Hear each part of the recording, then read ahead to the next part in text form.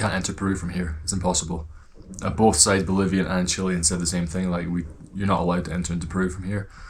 We can't. A couple hundred kilometers in a day on gravel conditions. It was out of this world. A lot of climbing. It was the fastest day we've ever done, I think.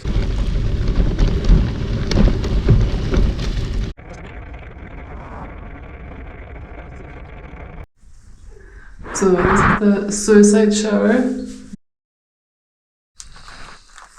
Dear. Looking rough, huh? Very rough. So rough. Yeah, we are about 50 kilometers away from Visviri, which has a border with Bolivia. Yeah, it's like right up in the northeastern, like almost as far north as you can go in Chile. Almost there. So today potentially is our last day in Chile, which is really sad. Yeah. Because this is where we started our trip, nearly a year ago actually. So to celebrate today, we have this beautiful Chilean bus stop. Yeah, it's yeah, kind of like the old days. Yeah. When we first started this trip, we used to eat lunch in a bus stop every single day. Yeah. And we haven't seen one of those in many months, so today was quite a nice surprise and we had to stop. And it's like, there's almost no traffic on this road. We've seen maybe like 6 or 7 vehicles, and there's this bus stop is in the middle of nowhere. It's like no buses. I don't know, it's very strange. So yeah, it could be our last day in Chile of the entire trip. Yeah, and also to kind of celebrate it, we have frags, our favorite Chilean biscuits. The best snack. We've eaten so many frags in Chile. Oh, it's so nice. Yeah, they're really good. Yeah, so we'll eat these frags and then cry a little bit maybe. Hopefully the wind will behave itself between here and the border, and we managed to get there on time. But yeah, I really want to shower. So. Yeah, we're both totally done with like roughing it for so long.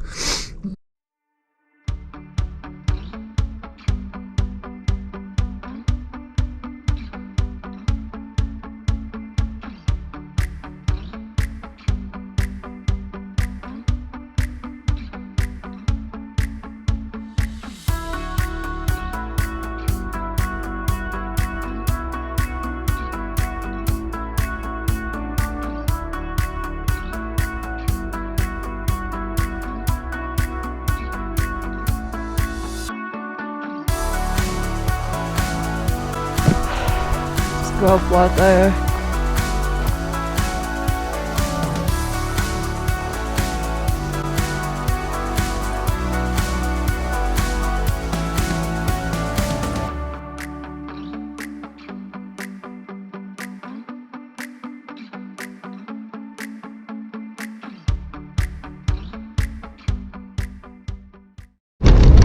Don't know if you can see, but there's a proper lightning bolts in the horizon, and I don't mind cycling when it's raining, but when it's like thunder and lightning, I really don't like it.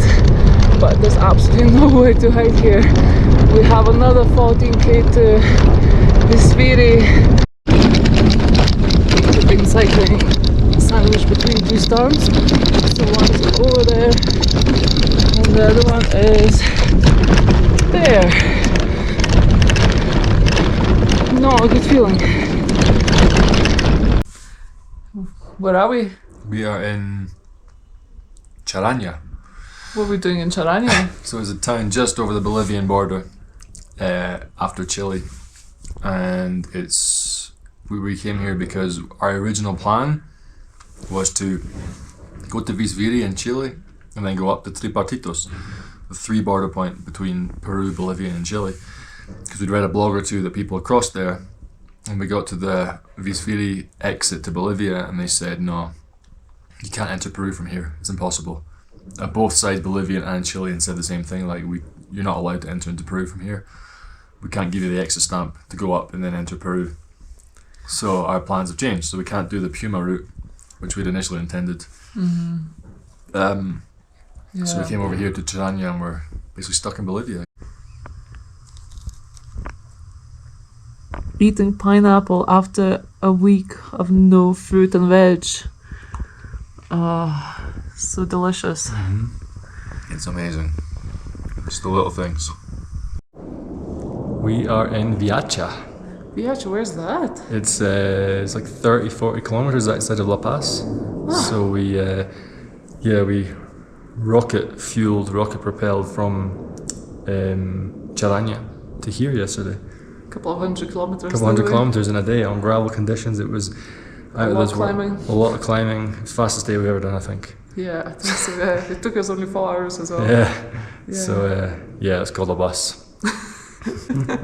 There we go. Everyone's going to unfollow us now because we cheated. That's it. But I don't care because it just felt like a right thing to do. Yeah. I think we were a bit gutted that we couldn't do the Puma route. Yeah. Entering Peru through Tres Partidos. And so we weren't really excited about pedaling through kind of middle of nowhere for another 3 days while not feeling really well. Yeah, it felt a bit kind of grotty in the morning. And stomach still a bit. I don't know what's going on. And we don't really have much cash on us, so we couldn't really afford to get ill somewhere on the road. Out of nowhere. We're very close to La Paz, but we're going to do a loop around Lake Titicaca. We really wanted to see it before ending this leg of our journey. And then we'll kind of double back to La Paz in the next few days. So it's exciting. It is exciting, yeah. And I'm ready for a bit more comfort as well. Comfort? No. Need to rough it more? No. Back in civilization.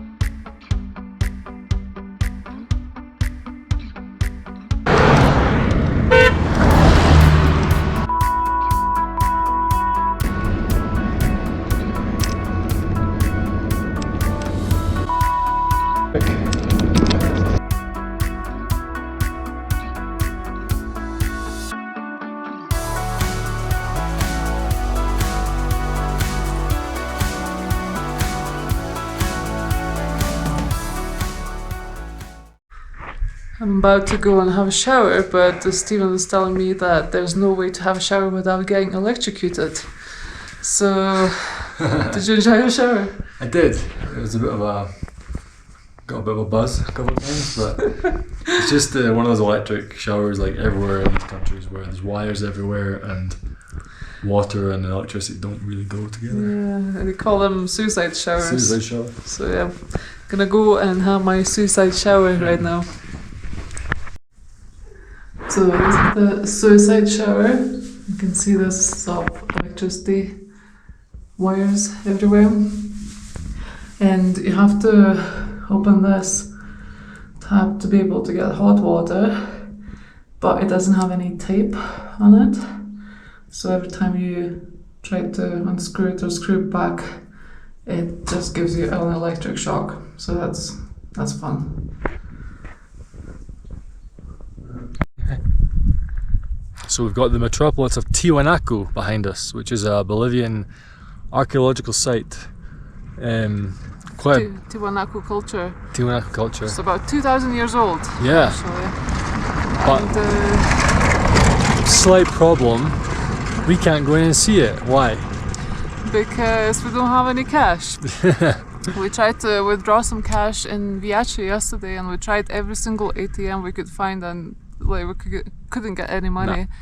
And they don't accept cards, and you can't buy tickets online. And they charge something like 7 times the amount for foreigners. So it's 100 Bolivianos per foreigner, and it's 15 if you're Bolivian. It's just like, it seems a bit, I understand kind of why they're doing it, but 7 times as much almost, it's a little bit mad. I know, we have managed 15 Bolivianos per person, but we don't have enough. Don't have enough for 100 per person.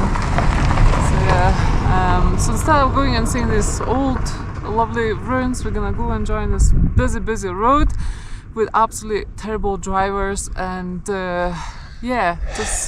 it's kind of, hope we survive. It's a shock, it's a bump back to reality, being out in the wilderness for so long and now back on a busy sort of intercity road. It would be fine to be on a busy road, but the drivers here are just horrible. Like, I'm Yeah. sorry, but they're terrible. They're some of the worst ones we've. It felt like they were it was almost for sport, trying to frighten us. Some of the minivans would come up right next to us and blast the horn at the last minute, and some would give no space deliberately, just to like make a point, even though there was tons of space on the other side. Yeah, and some of the overtaking we saw yesterday was absolutely awful. It's like, cyclists shouldn't be on the road, so let's wipe them out, basically. Yeah, they'd be coming the other way, and you see them think about pulling in, then they'd be like, actually no, let's get the cyclists off the road, and they like accelerate, and we'd have to jump off the road basically before they ploughed into us.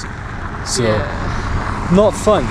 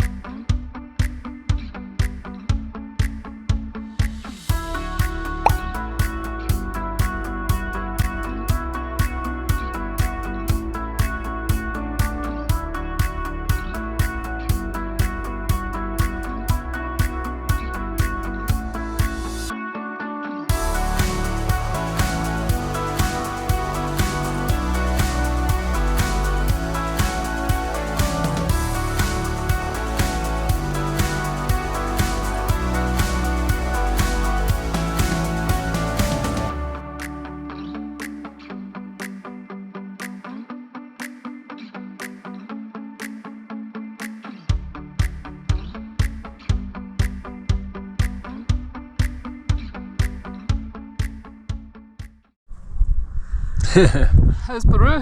Peru is bouncing. Bouncing. Yeah, it's good. It's nice smooth roads, kind of smiley-ish people, quite nice sort of buildings in some places. The scenery's not too bad.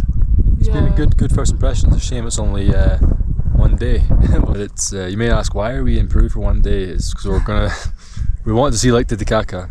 So that's why we're doing a loop around the lake, kind of, even though there's no lake here at the moment. And it's kind of over there. And then we're going back to La Paz because it's the rainy season basically in Peru. Basically from next week onwards, it's just looking wet, like a washout every day. Really wet. And we really want to enjoy Peru properly and go and cycle on the smaller roads and just kind of, not just rush through it or bust through it. So.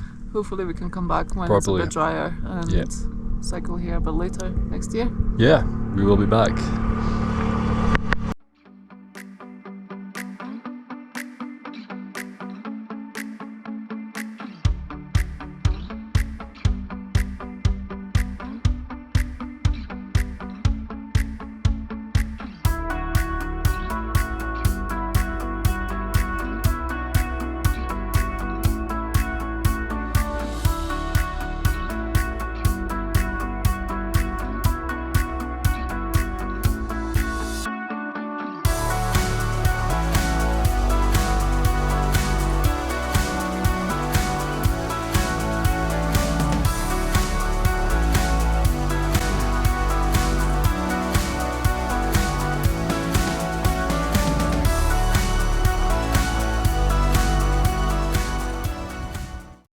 I've just walked up Cerro Calvario in Copacabana. It's got really beautiful views of the town and the Lake Titicaca. It's definitely a worthwhile hike, although it wasn't easy actually. Having in mind that I've been cycling so much, I would think I was quite fit, but going up was completely tough. But yeah, worthwhile. Perhaps the tiredness Viva felt hiking up Cerro Calvario was the first sign something was wrong, because soon after she got wiped out by some sort of flu for a week, and Steve had another round of food poisoning. Feeling ill, we couldn't cycle and had to take another bus to get to La Paz on time. This is the cable car in La Paz, the famous cable car, which is quite a cool experience. Never done anything like this before with the bike as well, so it's a bit of a pain getting the bikes on because we had to lug them up the stairs, but the experience itself is amazing. We just taken the bus here and the bus decided to drop us off in the absolute middle of nowhere, It was about, I don't know, 2 kilometers before the bus station, in the middle of some neighborhood, no idea why, which was not helpful in the slightest, but we got to the cable car and yeah, we're on the orange line now and about to head towards the white line, which will take us to where we're staying, so it's exciting.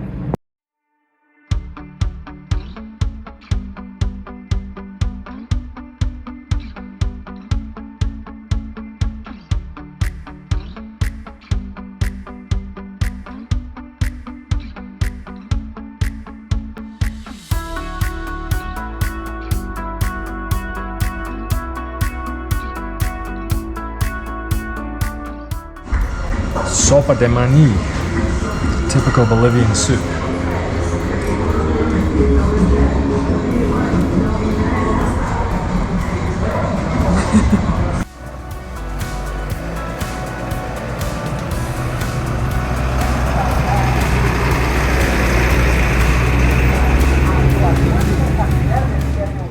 Quite a view, isn't it?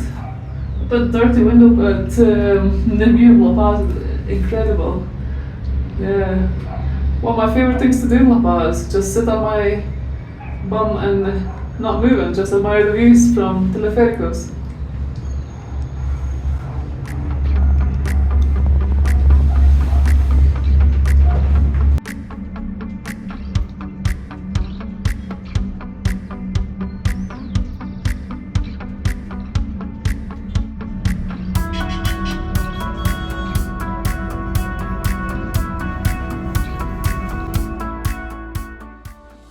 La Paz turned out to be one of our favorite cities in South America. Even though we couldn't do as much as we wanted to, we managed to appreciate the city, and its cable cars were the most recovery-friendly way to travel around. This way, we spent hours admiring the city,